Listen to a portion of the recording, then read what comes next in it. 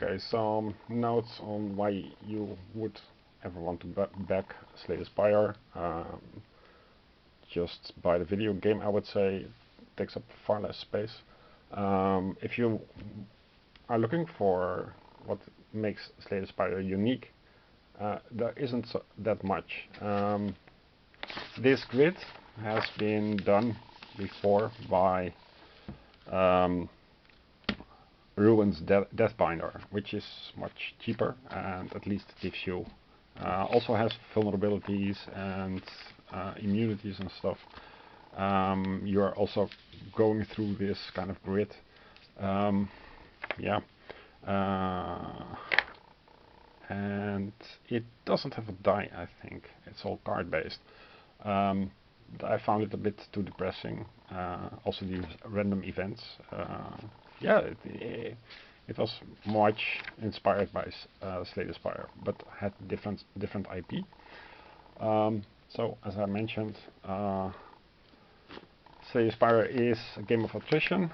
You're losing hit points until the boss. After you defeat it, you get your hit points back and then repeat. Games of attrition, Castle Panic, Last Stronghold, as I mentioned.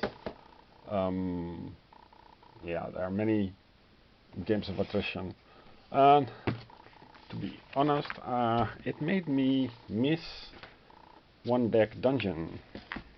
And for One Deck Dungeon, what I always wanted to do was make a checkbox for it to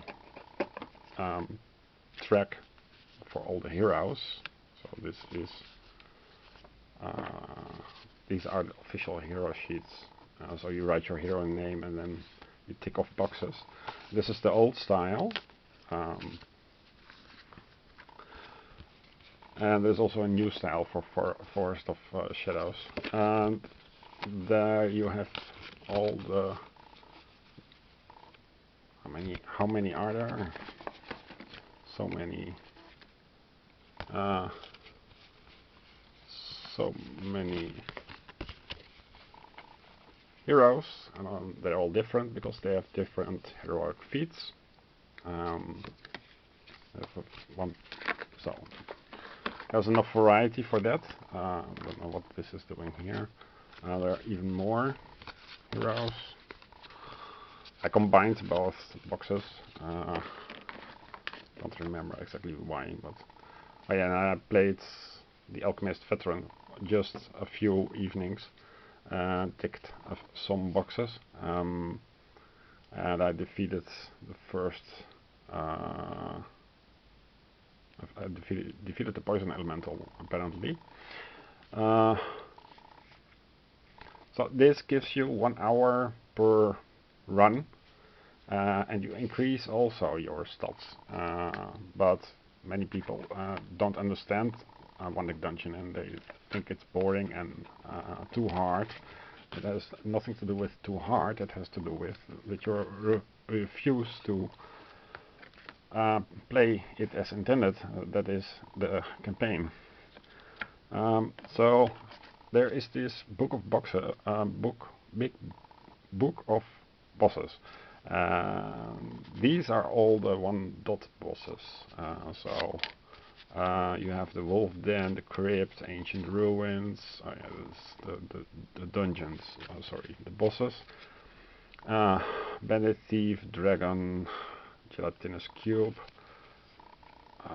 Giant Chief, Master Assassin, Mind Flayer, and they're all different, so they have different tricks, front and back. I think the official ones have been playtested better, but I would love to go through this game and investigate if something like Wolf Den is actually 1-dot or not. Then you have the 2-dot bosses after you ticked enough boxes to increase the skills of your character. You should take a look at the 2-dot bosses. So things like Black Castle, The area is Forbidden Forest, and yeah, so this has specific little tricks, particular to the card, and yeah, there is also the Yeti, the infamous Yeti, which comes with the base game. So people have gone pretty wild with this little box. There are also 3 dot bosses, many more. So for example, you have the Black Knight. I haven't tried it, of course, because I need to level up.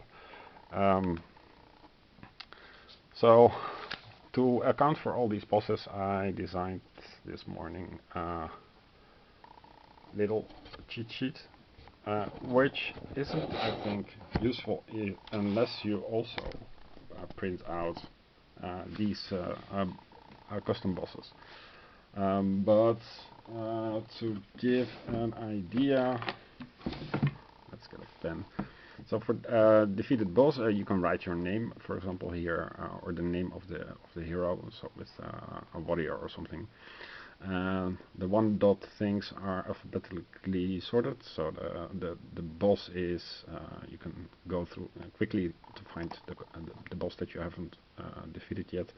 So this is all the 1 dots, and then after you did everything, then you can tick off the cleared all the checkbox, and then there is the 2 dot things. And here cleared all 2 dot things and the 3 dot things, and there's also the 4 dot the Hellhound, and the Hellhound is in the digital form only, but you can print it out on paper, and then you have it like so. And Hellhound can be found in Cinder Plains, which has these 4 dots. And you need a fully leveled hero, I think, to get anywhere. These I put in an A4 grid like so. So you can cut it out as you want, but it fits in the box. That's the most important. This card, for example, does not fit in the box, so I'll throw it away because I already have it, I hope.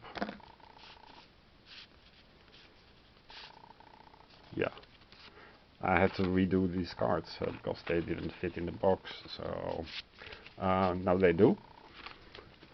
So it goes back in. Yeah, so this is one example of things that you can unlock, and it doesn't have to cost, and this even comes with dice, and dice tray. But this doesn't have to cost 190 euros, including shipping. And the creator Asmadi, or Chris Cieslik, is already building an expansion for this game, which actually interests me more than the whole Slay the Spire thing. Because, oh yeah, and as for Switch, let's see, can I find it? Probably not. There is also a digital version. Sort by title and then to the O of One Deck Dungeon. These are all discounts or free demos, in case you are wondering why I spend so much money. I don't.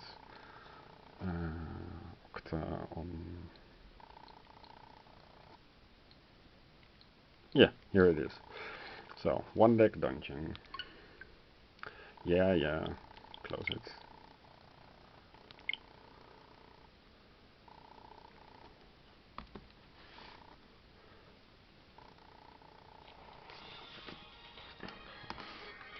So the one deck dungeon it comes with the fixed heroes, but also with Kaliana and the Fanatic and the Witch, and these three, oh yeah, and Mist. So these four are bonus heroes.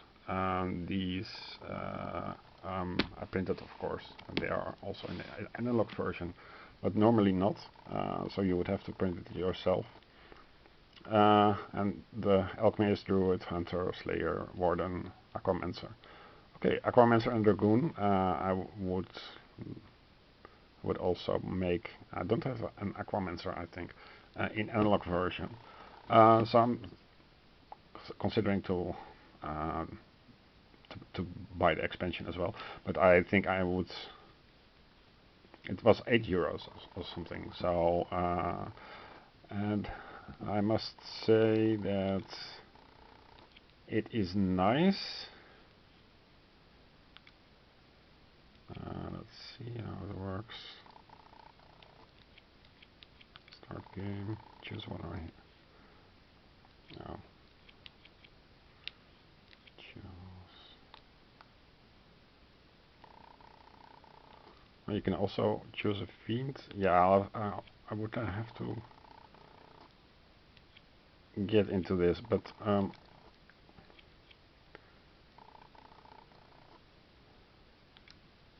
anyway, I got to play statistics, so you can see all-time warrior records, time spent 562 minutes, I think. I'm not really sure, but I played it quite a bunch, and I have good memories of it. So you don't need that much money to go to have your roguelite board game version. That's my main message. I have several more, but I think you get the picture. I would suggest to look into Dead Cells. Okay, bye for now.